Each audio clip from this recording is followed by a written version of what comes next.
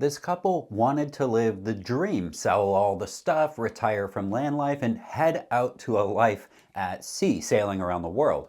If that sounds familiar, you're not alone, but what happened next may shock you.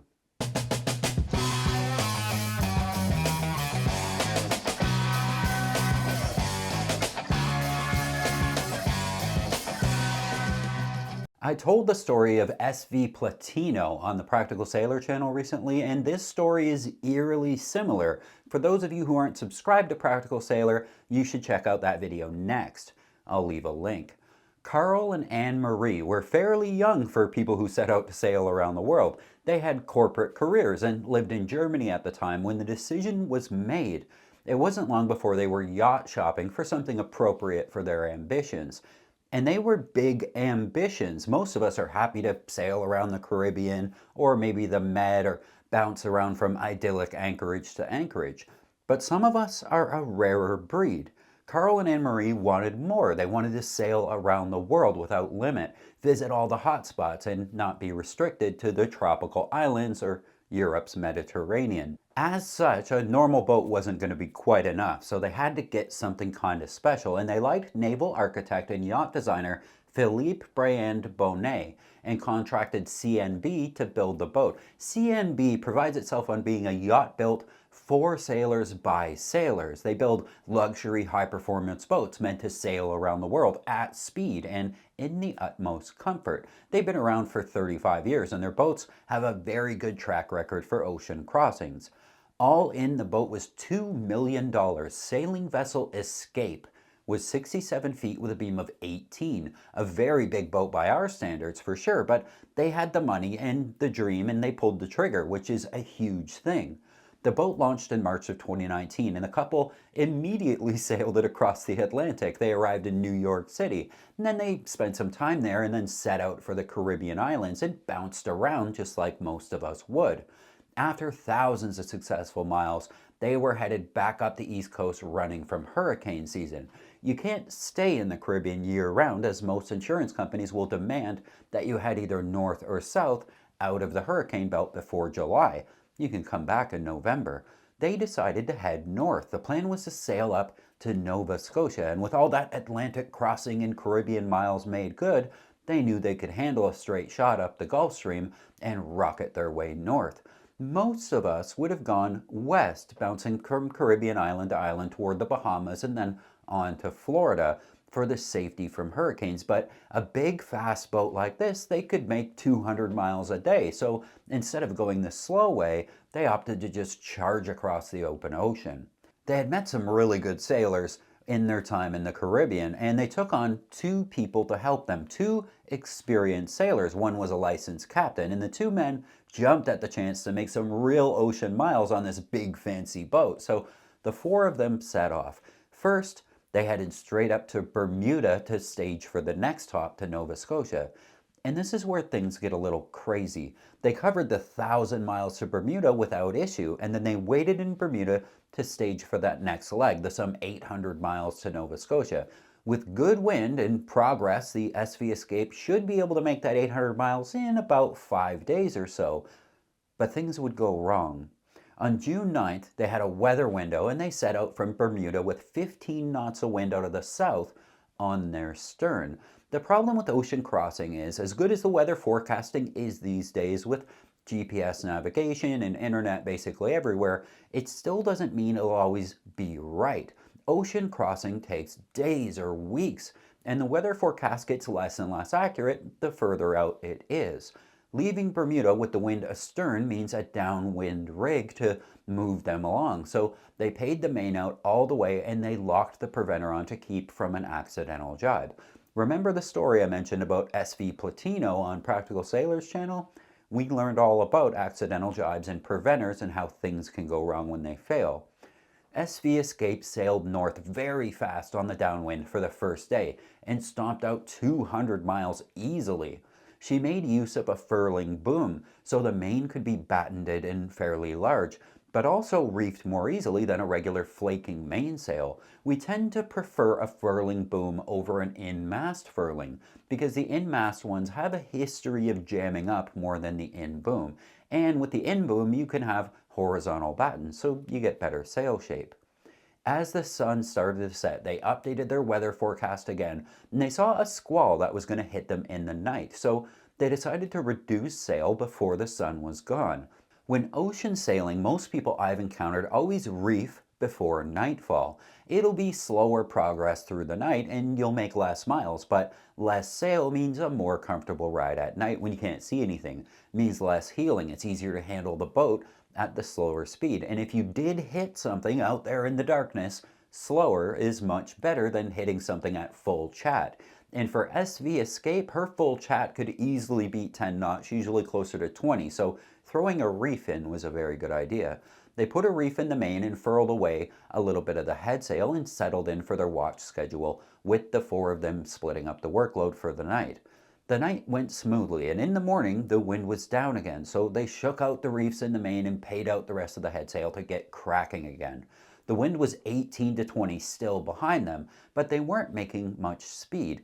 18 to 20 for us is a lot, but this 67-footer would make much better speed with well over 20 knots of wind on a downwind. So they started the engine and they motor sailed throughout the day. Before the sun set again on day 2, they updated the weather again and found the wind was set to drop below 12 knots, so they planned to keep running the engine all night. As the sun set, the owner, Carl, headed downstairs for his off-shift sleep. About an hour into his sleep, his wife Anne-Marie came down below screaming to wake him up. He awoke and SV Escape was heeling heavily and plowing very fast through the water. He could feel it from his bunk. An unexpected squall had come across in the darkness and caught them surprised. Carl went upstairs to find the crew members fighting the wheel and the sheets wrestling with SV Escape as she careened down the waves. The wind had spiked to 30 knots and it was all they could do to hang on to her. Carl, the owner, helped them wrestle her into shape and reduce sail, and they got the boat stabilized and back safely under control. Carl went back down to try to sleep again, but just 30 minutes later, Anne-Marie woke him up again. They were about 350 miles south of Nova Scotia, very much on their own, as the squall continued to test them and SV Escape for weak spots. Escape heeled over hard and the wind shoved her through what was now 26-foot-tall ocean waves. The decision was made to go bare poles, take the sails down and start the engine again to ride out the storm under power with no canvas up. So they divided the tasks and set out to reduce the sail. Now riding up and down the huge waves with wind roaring well over 30 knots, maneuvering around the boat became very difficult. Carl and Anne-Marie, the owners of the boat, are the most experienced with the systems on the boat, so they took charge. Carl went up to furl the Genoa, and Anne-Marie took the main sheet controls to douse it by rolling it down into the boom. Here's where things get difficult. With the main paid out all the way to one side on a downwind and locked to the rail with a preventer, can be very difficult to lower the sail. It's fully powered up in 30+ knot winds. They loosen the halyard and then engage the furling in the boom to draw the main down. But the problem is, when you loosen the halyard, the main gets puffy and cups the wind, getting even more powerful. Even the electric winches had a hard time pulling down on the sail that's fully powered up, or in this case, way overpowered. I've been here and it turns into a fight for your life to roll that sail down. Just then, another huge wave hit SV Escape and she rolled from one side to the other, pivoting the stern just enough through the back of the wind that the main got backwinded and all hell broke loose. The main came roaring across the boat with all the might of that huge wind and the puffy mainsail pulling the massive boom across with it. It came across so fast it snapped the preventer and then snapped the main sheet clean off. Carl, who was still up trying to get rid of the headsail, sees the chaos and starts shouting orders to Anne-Marie in German. In all his haste in the emergency situation, his crew members can't understand him, but Anne-Marie does understand him and she tries to wrestle the mainsail down. But just as she springs into action, things get much worse. Now the boom is out the opposite side of the boat and the main sheet is snapped off from the cockpit, so there's nothing in control of the boom. And the next wave hits. The main backwinds again. It comes screaming across the boat a second time with the boom roaring across with it. The boom hits Anne-Marie, smashing her to the deck below, leaving her unconscious. Carl sees this and rushes back to the cockpit to try to regain control as the crew members scramble to save Anne-Marie. They manage to drag Anne-Marie safely out of the way, and Carl stands up to attempt to fasten the boom with anything he can find, but the next wave hits again. SV Escape heaves to one side and heels hard as the main backwinds. The boom comes roaring across and directly hits Carl, sending him flying across the 18-foot wide cockpit. He smashes down on the cockpit bench, fracturing his leg, and the bone comes through the skin. As Carl starts bleeding heavily on the cockpit floor, the crew dives toward him to help as the boom jives again overhead, crashing hard over to the other side of the boat. The partially furled head sail now shreds itself apart in the commotion. The crew used a tether line from one of the life jackets to fashion a tourniquet around Carl's leg to slow the bleeding, and one of them goes below to call for help. They VHF Mayday, Mayday, Mayday on Channel 16, but there's no answer. They are way too far offshore for the VHF to reach anyone. They call Mayday again. They grab the EPIRB and ready it just in case, and then take to the satellite phone. That should work anywhere in the world, so they call for help. First, the emergency calls routed to Germany, likely because that's where the phone and the boat owners are from, but eventually they're routed to the Coast Guard station on the east coast of the US and also speak to the Canadian Coast Guard, Nova Scotia. They relay their position with the satellite phone to the Coast Guard and ask for rescue and start to take turns manning the helm of the boat. The owners are incapacitated now, it's up to these two guys. They use the autopilot when they can to tend to the injured boat owners, getting Carl and Anne-Marie in safe positions inside the boat out of the weather. They put a second tourniquet on Carl's leg to try to slow the bleeding and position both of them in between cushions to make sure they're safe inside.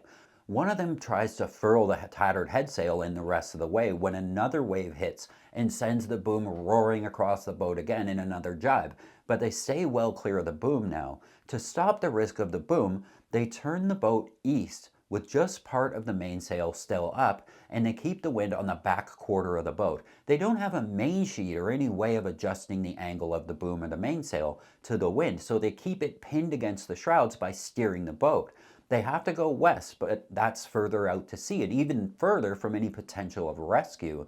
The boat careens forward at over 10 knots with no way to slow her down. They just barely stay in control and try to protect from another jibe.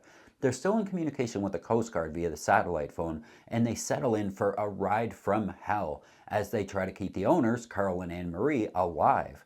The Coast Guard's faced with a big problem too. The location of SV Escape is out of range of the Coast Guard helicopters. It simply isn't able to carry enough fuel to get to them and back, so they have to come up with a new plan.